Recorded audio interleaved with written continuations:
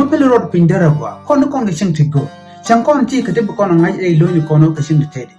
jin mi jira mo gwa ti kodo la tan goma ko bina betele gwa yi a long ka pridi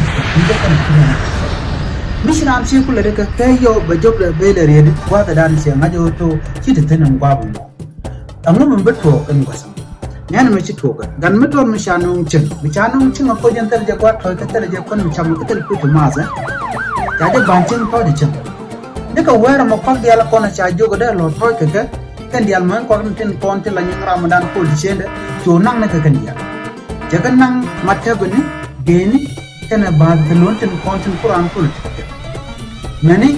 kan kun din kon kuna kuma ka shogana nukuji ande ba ko lo pelo to ba nas ba ka makka was me de ka to tin ke de ka chingtin kam jirana ti cha gwa ka do mu gwa ka bi kon gwa ka run banyon ji shang mu jira amu me de kulat ke jan gwasa me ko rumba to ga ji ke kama to kuma kane ko ken to ka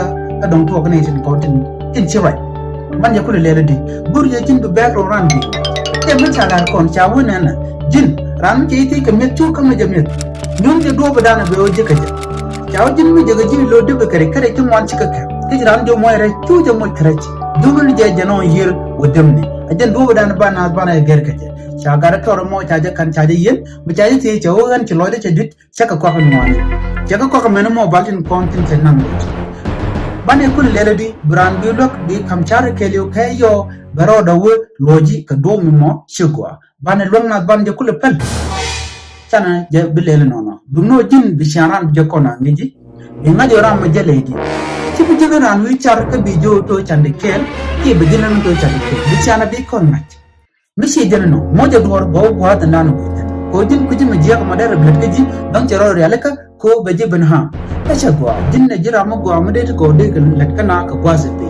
gorjo to banin kon lar ko rutin ban ka tit a continent mo kama nona ka go budam dai kan wani dai kan gaje gaje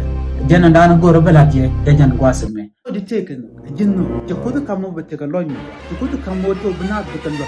ajiram kel mishi pisa goa ajiram kel mishi ko da kam noko to bane ko ken baka mojba kamana na gor ken de kan jigre chek dumno mi chay kol mu ka goa bech bi pale ja ke bu ngot bu wi ko mu lokata ne ma tikel mbiro do ati ano jiram mo goa che pino na bi ka support bi ko moy ko ngane kon gor kan dumno jinno be ngaj bro do mo ka dworba bi na da to bi ngaj ka jeoto gor kan no ka to wa chicken gor lo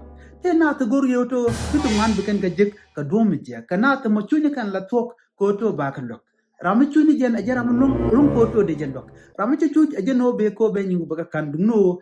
guje go auto ramu be ko to ba do be la tok ke be ko to ba man bakan ajiram kel mede man ko e ka ya